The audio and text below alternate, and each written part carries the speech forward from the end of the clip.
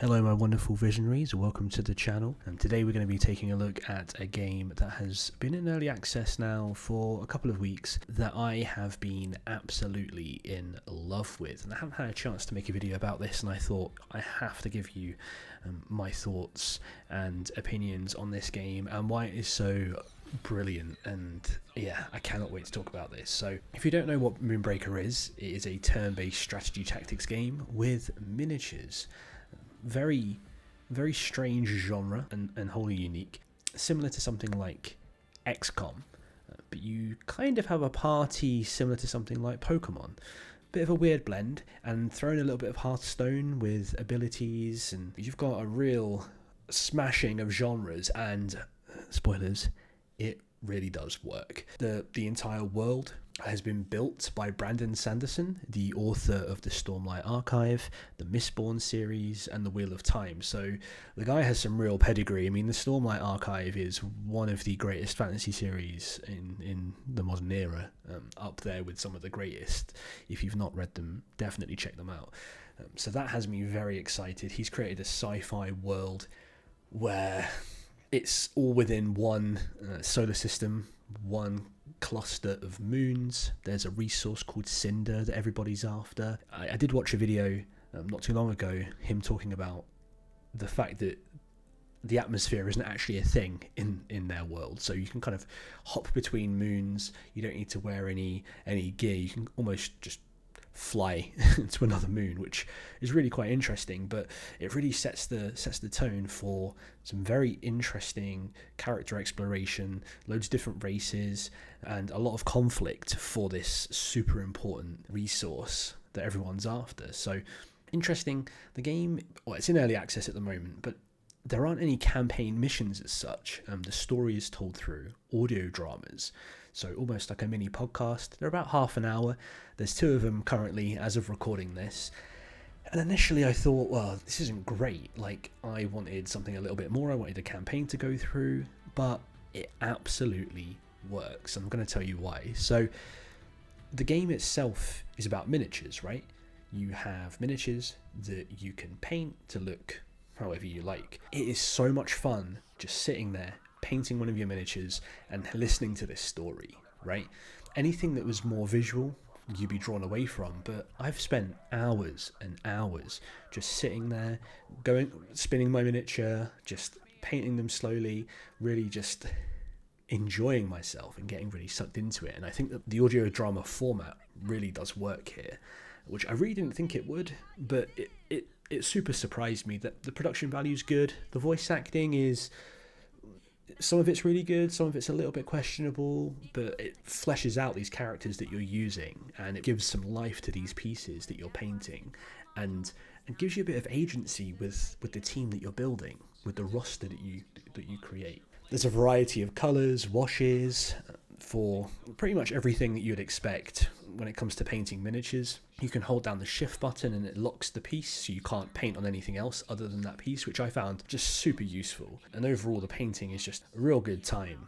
Especially, I'm definitely somebody who likes to wind down and kind of chill sometimes at the end of the day, and just whacking that open, putting some nice relaxing music on, and just having a real good time being creative, which is great, because you've got 2 sides to this game. You've got the deep tactical side of things, and then you have this other side that you can flip between. And I love it when games do that, when you don't necessarily have to leave the app.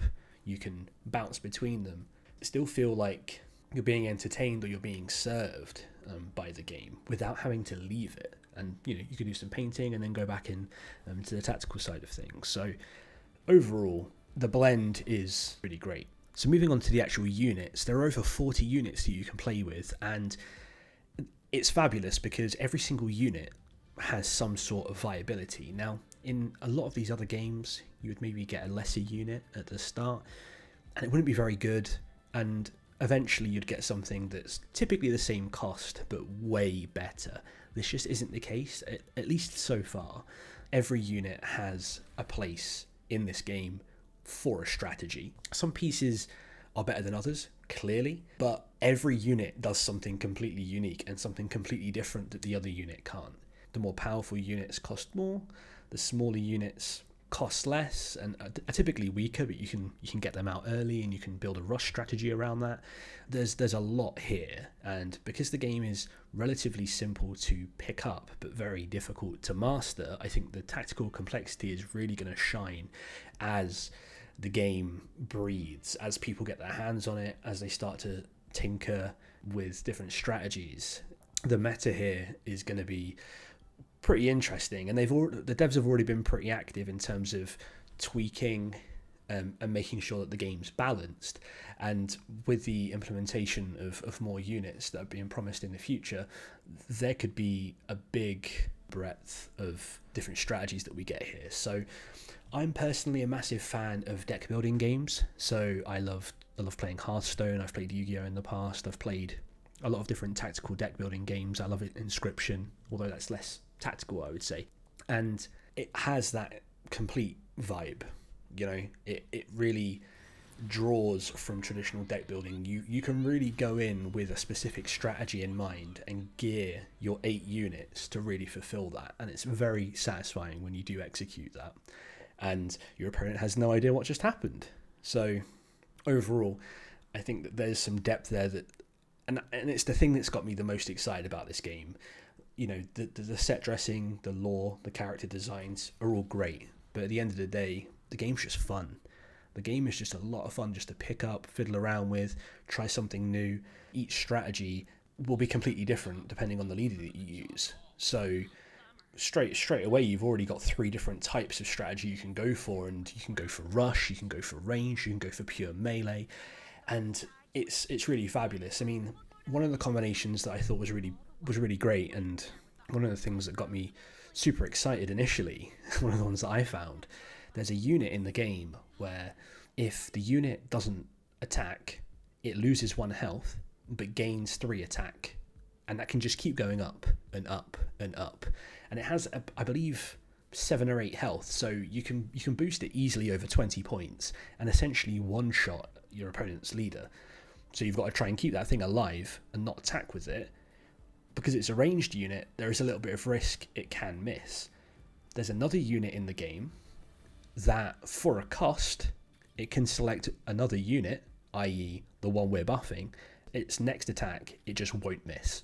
So you can have a strategy where you just have that one unit hang out at the back of the map, power itself up, you give it this ability to not miss, and just one shot win the game. I've not done it. People have done it. But how fantastic is that the game allows you to be able to build some sort of strategy like that? And like I said, there's over 40 units here, so there's a lot to play with.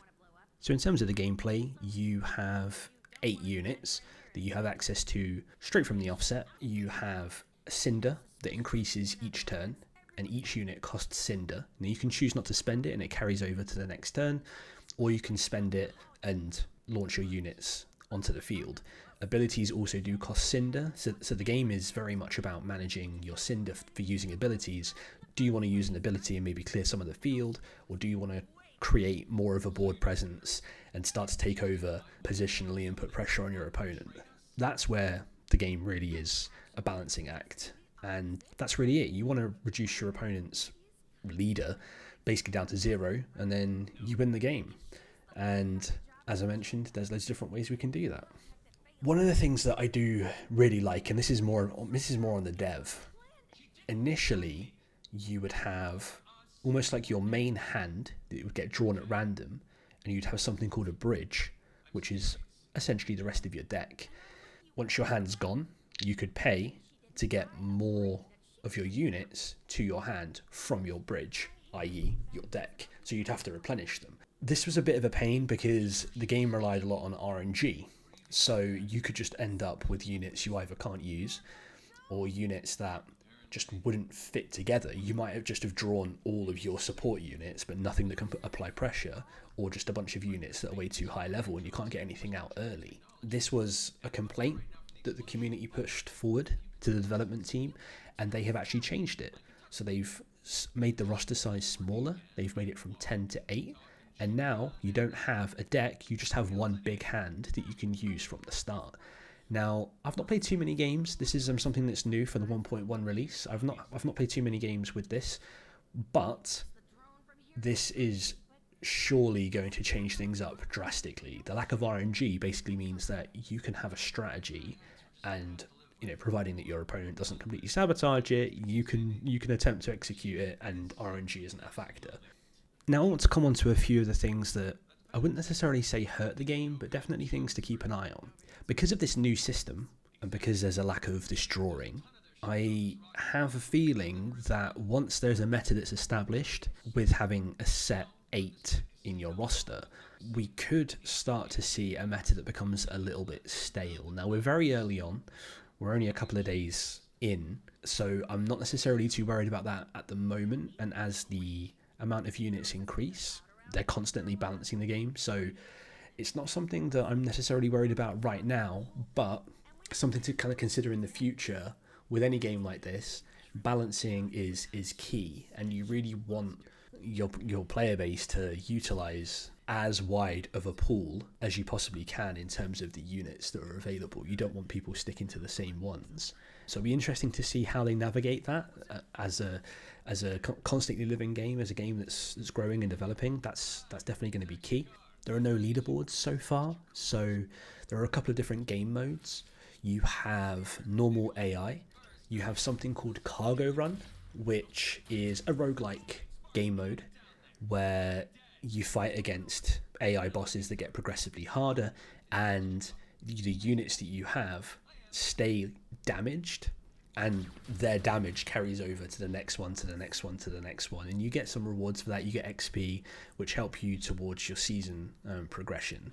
But other than those two modes, the game is quite light. Now, you can play online, you can play against a computer, and you can play this cargo mode, but there isn't a ranked mode. There's no leaderboard. I like to see, maybe who the best person in the world is with a certain leader.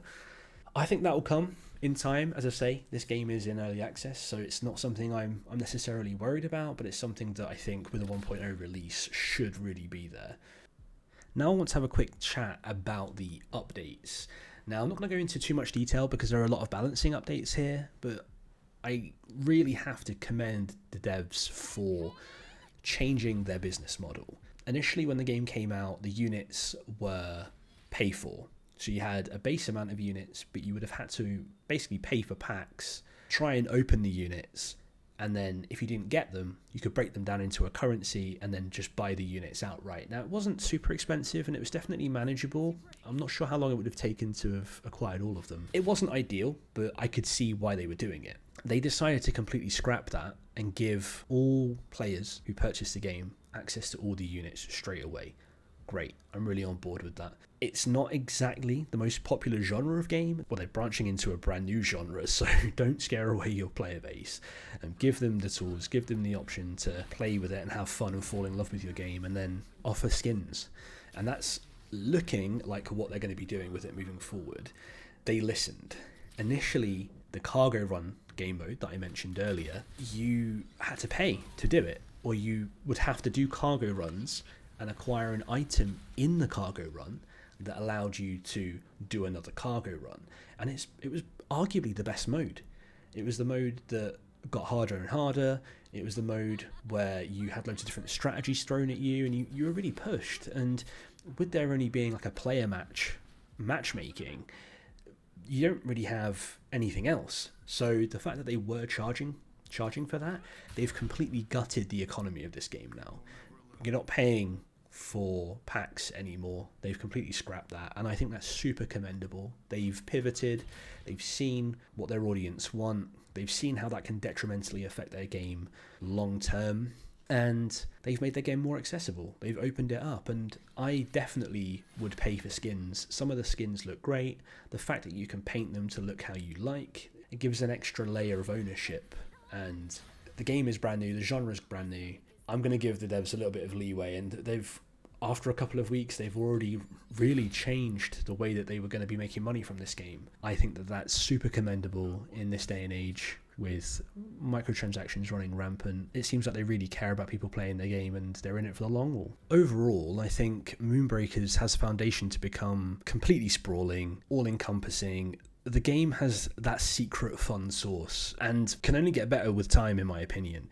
Positive moves from the developers have made me really look forward to how far this game can go. And it's the first game in quite a while that I've sunk my teeth into and I keep coming back to. I'm really excited for what the future has to hold for Moonbreakers, and I'm definitely going to be keeping an eye on this one and playing this one regularly. And yeah, thank you so much for watching, and I'll catch you in the next one.